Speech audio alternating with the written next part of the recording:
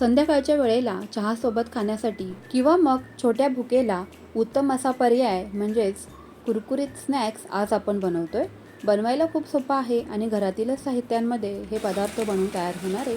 त्यामुळे तुम्हाला ही रेसिपी नक्कीच आवडणार आहे.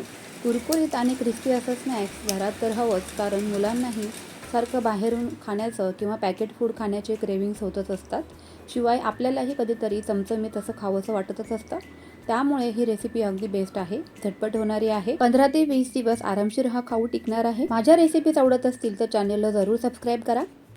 चला तर पटकन वेळ न घालवता रेसिपीला सुरुवात करूयात. इथे मी मुगाची डाळ जी असते ना, तर ती स्वच्छ धुवून अशी पाणी निथळून घेतलेली आहे. म्हणजे अगदी कमीत कमी 2 तास तरी आपल्याला ही डाळ चांगल्या पद्धतीने भिजवून घ्यायची आहे. अशा प्रकारे पाणी निथळून घ्या, म्हणजे यामध्ये आपल्याला पीठ घालायलाही पुढे मदत होईल. म्हणजे खूप जास्त पातळ हे बॅटर बनणार नाही. त्याच पद्धतीने इथे आपल्याला ही मूग डाळ चांगली निथळून घ्यायची आहे. मिक्सरच्या भांड्यामध्ये इथे आपल्याला या मूग डाळीची बारीकसर अशी पेस्ट तयार करून घ्यायची, अगदी याच पद्धतीने. आता यामध्ये घालण्यासाठी मी इथे बटर वापरत आहे.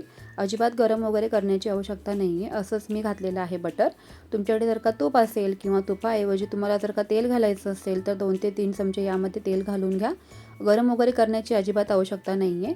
तर इथे मी असे 2 क्यूब घालून घेतलेले आहेत बटरचे. बटर घातल्यामुळे काय होतं ना, की टेक्स्चरसुद्धा खूप छान येतं. जरा पदार्थ कुरकुरीत होण्यासही मदत होते आणि थोडासा फ्लेवरसुद्धा खूप छान येतो.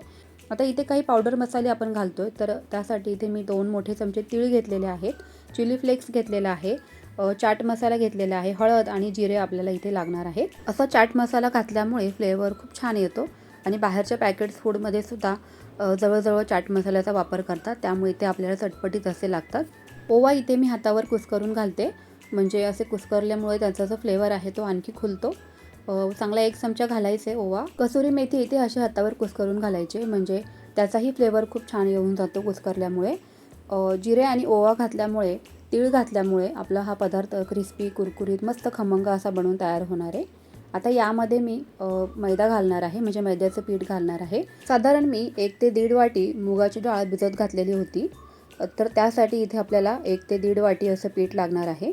तर तुम्ही मैद्याच्या ऐवजी गव्हाच्या पिठाचाही वापर करू शकता तुमच्या आवडीनुसार, किंवा गव्हाचं पीठ अर्धं घ्या आणि मैद्याचं पीठ अर्धं घ्या तरीसुद्धा चालेल, किंवा मग तुम्हाला जर का बेसन पीठ घालायचं असेल तरीसुद्धा चालेल.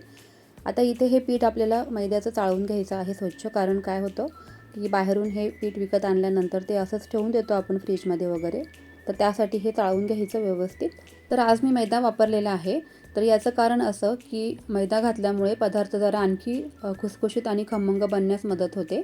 तसं गव्हाच्या पिठामुळे सुद्धा होतं, पण तरीसुद्धा मी आज मैदा घालत आहे, कारण थोडा शिल्लक होता माझ्याकडे मैदा.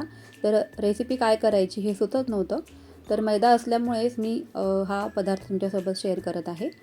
तर आपल्याला पाणी न घालताच हे पीठ असं भिजवून घ्यायचं आहे.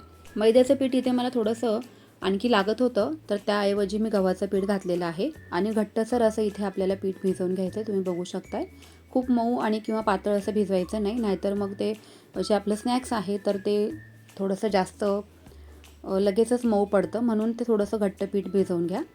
आता यावरून थोडंसं तेल लावून घेऊयात, म्हणजे थोडंसं हाताला पीठ चिकटणार नाही, मऊ होईल जरा. आणि असंच रेस्ट करण्यासाठी 5-10 मिनटं मी बाजूला पीठ ठेवून दिलं होतं. तर लगेचच आपल्याला हे स्नॅक्स बनवायला घ्यायचे आहे. तर मी इथे ओट्यावरच बनवणार आहे स्नॅक्स, कारण काय होतं की लाटून घ्यायला पोळपाट कमी पडतो आणि अगदी पटकन ओट्यावरती छान लाटून होतं. तर मी अगोदर स्वच्छ करून घेतलेला आहे ओटा, काही काळजी नाही आहे. आणि इथे मी लाटून घेण्यासाठी गव्हाच्याच पिठाचा वापर करत आहे. कोरड्या पिठाचा वापर करा, तुम्हाला जर का नाही आवश्यकता वाटली मैद्याच्या पिठासाठी तर चालेल, काही हरकत नाही. पण मी थोडंसं गव्हाचं पीठही ॲड करून घेतलं, तर मला इथे कोरड्या पिठाची आवश्यकता वाटली म्हणून मी असं लाटून घेते. अगदी पातळसर आपल्याला पोळी लाटून घ्यायची आहे, शक्य तेवढी. जाड अजिबात ठेवायची नाही, कारण आपल्याला हा पदार्थ कुरकुरीत करायचा आहे. त्यामुळेच पातळसर शक्य तेवढी लाटून घ्या. खूप सोपी पद्धत आहे, अगदी जास्त पूर्वतयारी करण्याची काहीच आवश्यकता नाही. झटकीपट जेव्हा मनात येईल तेव्हा तुम्ही हा मूग डाळीचा स्नॅक्स बनवून ठेवू शकता घरामध्ये. कारण काय होतं ना, की मुलांनासुद्धा चटपटीत आणि क्रिस्पी असं कुरकुरीत काहीतरी खायचं असतं, तर त्यापेक्षा मुलांना तुम्ही असं बनवून ठेवा. चिप्स वगैरे बाजारातून आजकाल तुम्ही पाहताय न्यूज वगैरे, तर ते खूप जास्त हानिकारक आहे शरीरासाठी आणि ते शक्यतो नाहीच खाल्लं पाहिजे. तर तुम्ही अशा पद्धतीने स्नॅक्स घरामध्ये बनवून ठेवू शकता. अगदी झटपट होते ही रेसिपी, पटकन होते, खूप जास्त तामझाम नाही आहे. तर इथे पातळसर पोळी लाटून घेतल्यानंतर इथे मी कडा अशा कट करून घेतलेल्या आहेत, म्हणजे आपल्याला चौकोनी आकार द्यायला खूप छान सोपं होऊन जातं. तर कढईमध्ये गेल्यानंतर कधी-कधी काय होतं की हे स्नॅक्स तळताना त्याला बबल्स येतात, म्हणजे फुगतात.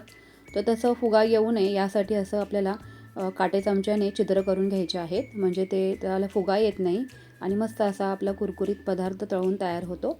तर अशा मोठ्या-मोठ्या आकारामध्येच मी हे स्नॅक्स तयार करून घेतलेले आहे. तुमच्या आवडीनुसार तुम्ही याला शंकरपाळ्याचा शेप देऊ शकता, बारीक-बारीक तुम्हाला आवडत असेल तर, किंवा मग लांब स्टिकसारखं तुम्ही कट करून घेऊ शकता तुमच्या आवडीनुसार, जसं तुम्हाला आवडेल तसं. पण मी ह्या शेपमध्ये कट करून घेतलेलं आहे मस्तच.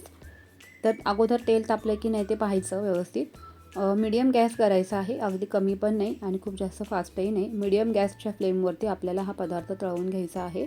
क्रिस्पी आणि कुरकुरीत बिस्किट रंगावरती आल्यानंतर आपल्याला लगेचच कढईमधून हे बाहेर काढायचे आहे. दोन्ही बाजूनी मस्त खरपूस असे भाजून घ्या.